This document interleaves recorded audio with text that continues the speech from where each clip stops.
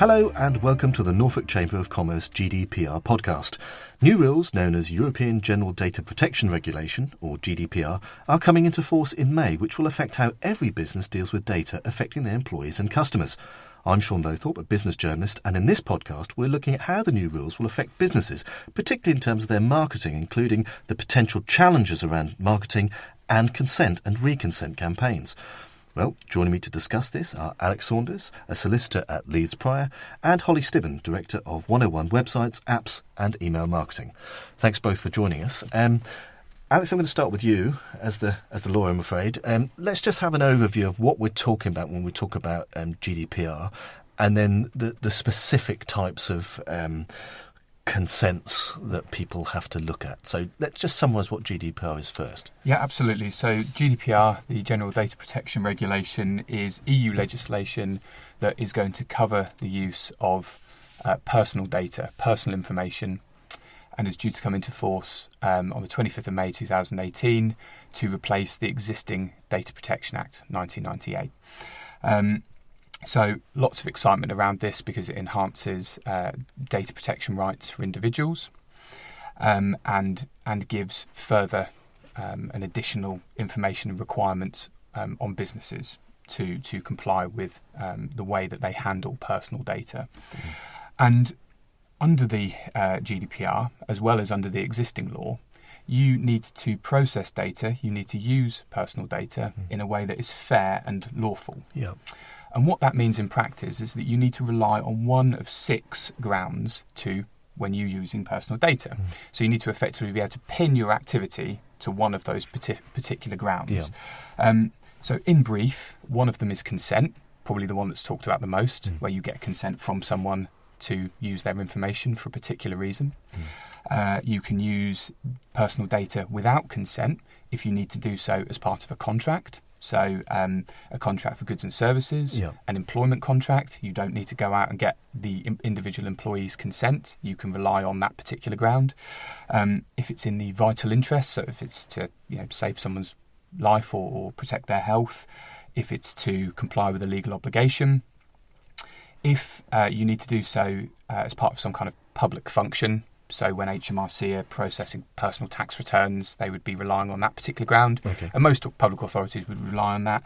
And then perhaps most crucially is the sort of the catch-all legitimate interests ground, which effectively says if you have a legitimate interest in using someone's personal data, then you can do so without consent.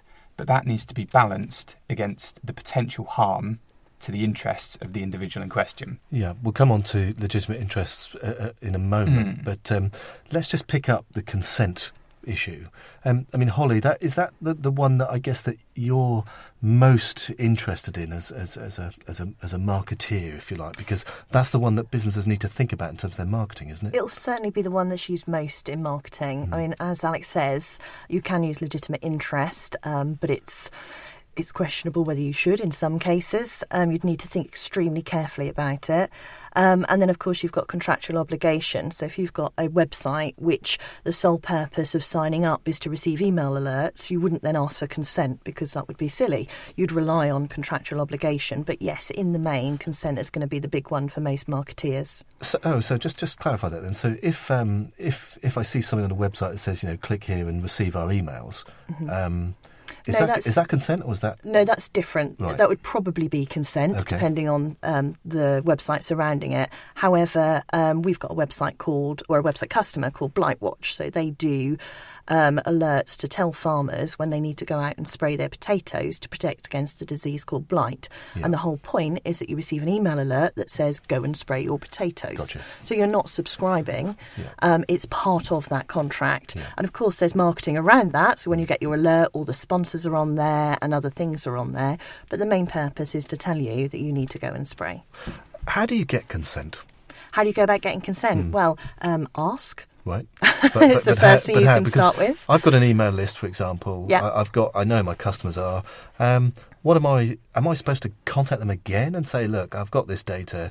Are you okay if I use this? Or can I assume that it's okay to use? Okay, you can't assume that. Right. Okay, you do have to go back to them and ask.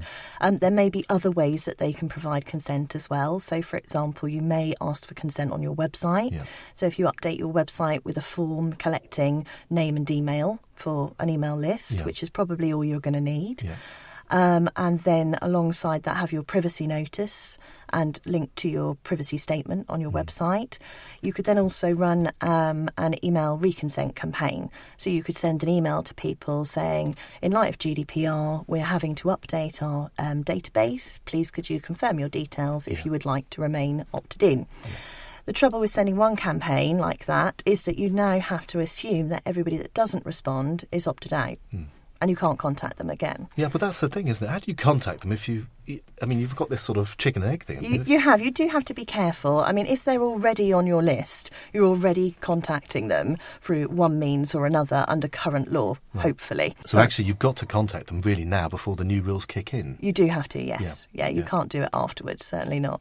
And you also have to be really careful that you don't contact people that have already opted out. Yeah. So if you're emailing your whole database, including your suppression list, to say, hey, GDPR, come and sign up with us, you could actually fall foul of current data protection by emailing people that have already unsubscribed. And large companies have already done that and been fined under current law. So as things stand right now, you must never, ever email somebody that's already unsubscribed. So, Alex, is this just about good data management and knowing where your data is, would you say? Yeah, absolutely. This is a question of managing consent probably in a way that most businesses haven't done previously, and moving forwards, making sure that you are recording how and when consent was given, which is one of the obligations under the GDPR. Because if moving forwards you can't say, yep, we got consent on this day and at this time, and by way of email or tick box or whatever it might be, then you can't be complying with the GDPR standard of consent. Because if anyone ever challenged you and said, well, actually, I didn't give you my consent, you wouldn't have a record of that. Right. So recording consent and managing that is going to be absolutely crucial, as well as Holly's just touched upon, making sure that you've got the proper procedures in place for withdrawing consent if someone's given it to you. So consent needs to be withdrawn as quickly and as easily as the method by which it was first given. Yeah. So if someone ticked a box to say, I give you my consent to contact me about your other goods and services, what you then can't do is start sending them emails and say, oh, you have to sign up, sign this 20-minute form to then unsubscribe. It needs to be as quick and as easy as it was in the first place. And is this true of both sort of, say, B2B and B2C kind of campaigns, or are other rules different around this? The rules are slightly different, and this area is slightly more complicated by the fact that there is actually another bit of law that relates specifically to direct marketing called the Privacy Electronic Communication Regulations 2003. Is this the one that's being replaced by e-privacy? Correct, yeah, which they're optimistically trying to get in at the same time as GDPR, or I suspect that's probably unlikely. So that particular bit of law is more lax on direct marketing to B2B, but it still comes down to this fact of if you're relying on consent to get in touch with them in the first place, the fact that they're B2C or B2B isn't going to make a huge amount of difference. Yeah, consent seems to be perhaps the safest option then to go for out of the 6 processing steps that you mentioned. That's consent really is belt and braces, isn't it? I think so. Yeah, absolutely. I think listeners need to be aware that consent will give individuals a few extra rights. So they'll obviously have the right to withdraw consent. They'll have the right to be forgotten, which is something that's been mentioned quite a lot. They'll also have the right to something called data portability, which means to transfer their data from one service provider to another.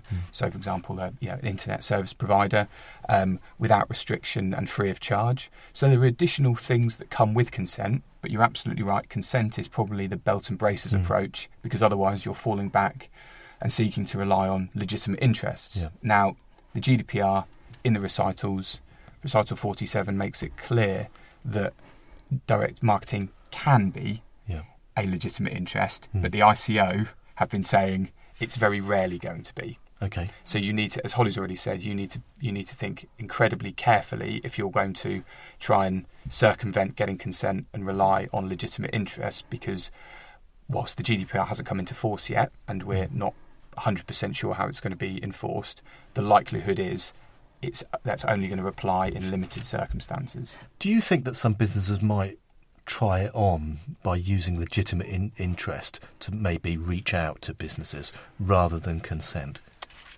Quite possibly, although they need to be very careful if they do, because legitimate interest ground can only be relied upon, as I talked about earlier, if it's not going to cause harm to a particular individual's interests. So to use it in an example of where legitimate interest would be the right ground, let's say someone applied for a credit card and the credit card company needed to transfer that applicant's data to a credit referencing agency to make sure that they weren't bankrupt. Clearly, in that situation, you're not going to ask for consent. Consent isn't going to be the right ground to rely on. The credit referencing agency won't have a direct contract with the individual, so that's probably not going to be the right ground. So you're going to fall back on legitimate interests, and the ICO guidance uses that example and says that would be a legitimate interest. In a marketing context, as we've said before, you need to be very, very careful. It will come down to what you're marketing, what your target audience is, how you've obtained that information. Because of course, if you're marketing something like fatty foods, then clearly the risk to that individual is going to be much greater than something more innocuous. But really the message from the ICO is that consent is going to be the appropriate ground for direct marketing. So if I were to, if I'm prospecting for sales and, I get some phone numbers off people's websites and then I'm ringing them up and saying, I wondered if you're interested in this, am I in breach of these rules now? It's a good question. It's one we get asked a lot. That might be a scenario where you try and rely on legitimate interest because, of course, you're going to struggle to get their consent. Yeah. If you email them and say, "Can I have your consent to get in touch with you later?" Yeah. That may be one way you go about it, and I'm sure Holly's got some thoughts on that. But it also may be one of those limited areas where legitimate interest ground is relied upon.